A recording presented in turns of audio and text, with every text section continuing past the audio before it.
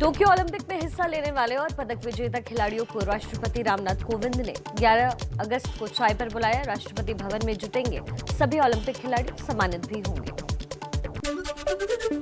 Olympic के gold medal विजेता खिलाड़ी नीरज चोपड़ा के सम्मान में भारतीय एथलेटिक्स संघ का बड़ा फैसला।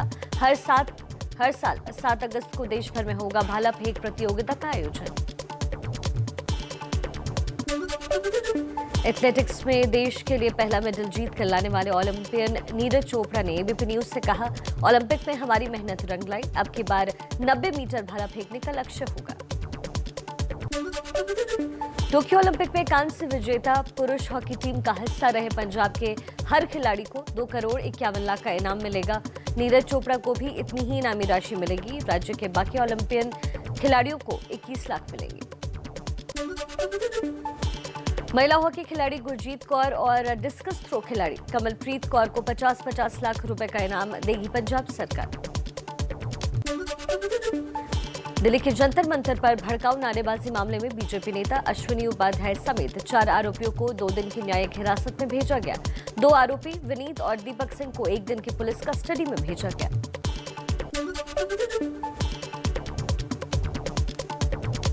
बीजेपी नेता अश्विनी उपाध्याय की गिरफ्तारी से नाराज समर्थकों का कनॉट प्लेस थाने के बाहर हंगामा।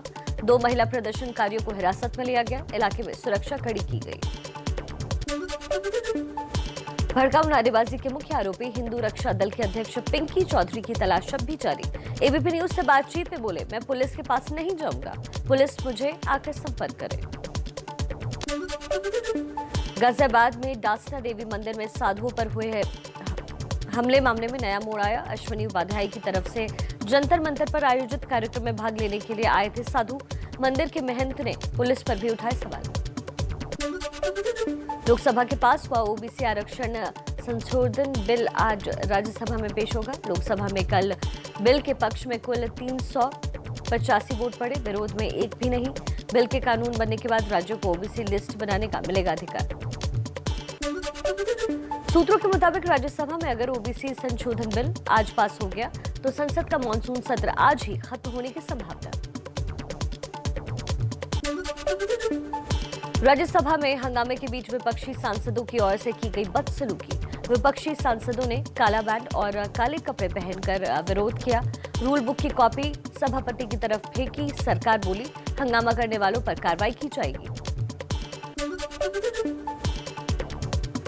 राज्यसभा में बिल पारित होने के समय बीजेपी सांसदों की गैर मौजूदगी पर पीएम मोदी नाराज। अनुपस्थित सांसदों की लिस्ट मांगी गई। सोमवार को एक बिल पर वोटिंग के वक्त राज्यसभा में मौजूद नहीं थे 14 बीजेपी सांसद।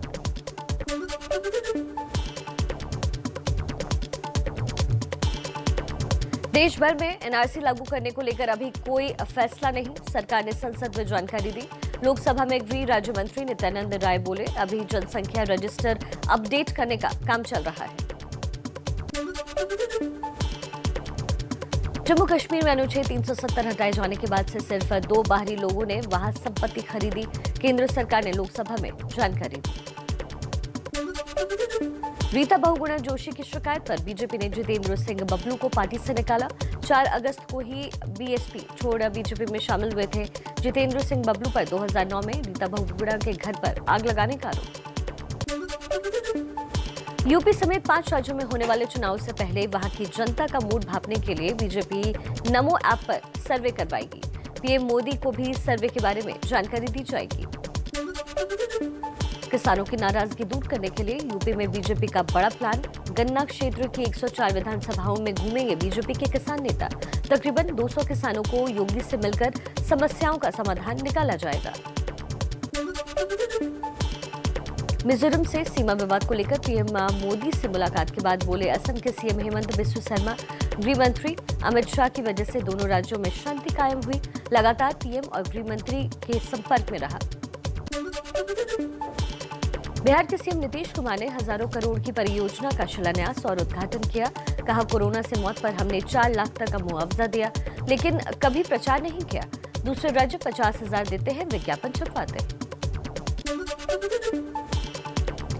सीएम नीतीश ने एक बार फिर कहा, कानून बनाकर जनसंख्या पर नियंत्रण नहीं हो सकता, जागरूकता ही जरूरी।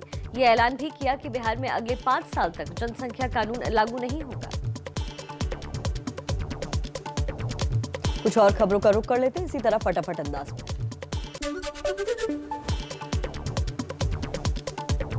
मिशन कश्मीर पर कांग्रेस सांसद राहुल गांधी ने गांधरबल में खीर भवानी मंदिर में पूजा की। जम्मू कश्मीर के पूर्ण राज्य का दर्जा बहाल करने की मांग की। भावुक अंदाज में बोले, थोड़ी कश्मीरियत मेरे अंदर भी है, मेरे पूर्वजों का घर कश्मीर ही था।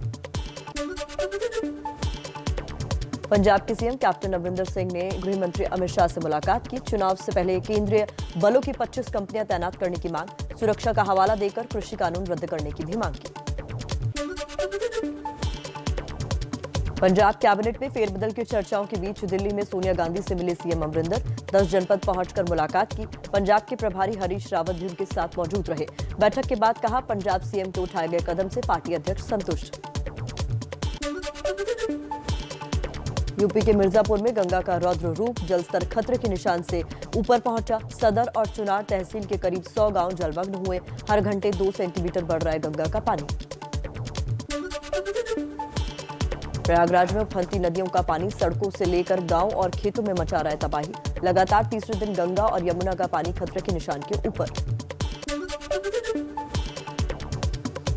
वाराणसी शहर के कई रिहायशी इलाकों में घुसा गंगा का पानी। मारुति नगर इलाके में मकान की एक मंजिल पानी में डूबी दिखी। रेस्क्यू के लिए कॉलोनी की सड़कों पर चल रही है एनडीआरएफ की बोट। बिहार के बक्सर में भी बाढ़ से बड़ी मुसीबत। दियारा इलाके के कई गांव में घुसा गंगा का पानी, सड़कों पर गाड़ियों का चलना मुश्किल।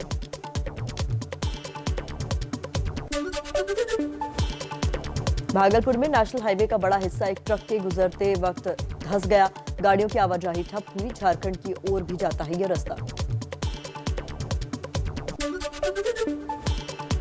उत्तराखंड से पहाड़ टूटने की डरा देने वाली नई तस्वीर सामने आई। तोता घाटी के पास ऋषिकेश श्रीनगर हाईवे पर पहाड़ से बड़े बड़े पत्थर टूटकर गिरे। मौके पर मौजूद लोगों ने पीछे हटकर बचाई अपनी जान। पौड़ी जिले में उफनती बरसाती नदी की लहरों में फंसी पुलिस की वैन, जिसमें कैदी भी सवार थे। क्रेन की मदद से वैन को निकाला गया।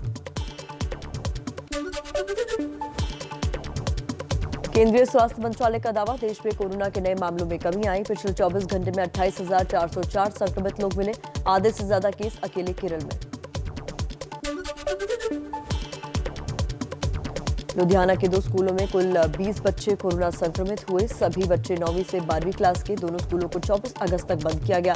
2 अगस्त को पंजाब में खोले गए थे स्कूल। देश में ऑक्सीजन से मौत पर स्वास्थ्य मंत्रालय का फिर इनकार। कहा, किसी राज्य ने ऑक्सीजन से एक भी मौत की रिपोर्ट नहीं दी है। सिर्फ एक राज्य ने संदिग्ध मौत की बात कही। राजनीति को बेदाग करने के लिए सुप्रीम कोर्ट का बड़ा कदम। बिहार चुनाव के दौरान उम्मीदवारों के आपराधिक रिकॉर्ड मीडिया में प्रकाशित नहीं करने के मामले में 8 दलों पर 1-1 लाख का जुर्माना लगाया। सभी को अवमानना का दोषी माना। दिल्ली में आज केंद्रीय कैबिनेट में शामिल ओबीसी मंत्रियों का स्वागत सम्मान होगा। शाम 5 बजे बीजेपी अध्यक्ष जेपी नड्डा की अध्यक्षता में 27 मंत्रियों को सम्मानित किया जाएगा। प्रधानमंत्री मोदी आज सीआईआई यानी भारतीय उद्योग परिसंघ की वार्षिक बैठक को संबोधित करेंगे। बैठक का विषय है भारत के 75 साल। पीएम मोदी ने कल उज्ज्वला योजना के दूसरे चरण की यूपी से शुरुआत की। 1 करोड़ परिवार को गैस कनेक्शन दिए जाने की योजना। मोदी बोले, गरीबों के घर भी जलेगा गैस का चूल्हा। दिल्ली में अब घर बैठे मिलेगा लर्निंग ड्राइविंग लाइसेंस और आरसी समेत कई सेवाएं। इसके लिए आज सीएम अरविंद केजरीवाल फेसलेस सेवा को लॉन्च करेंगे।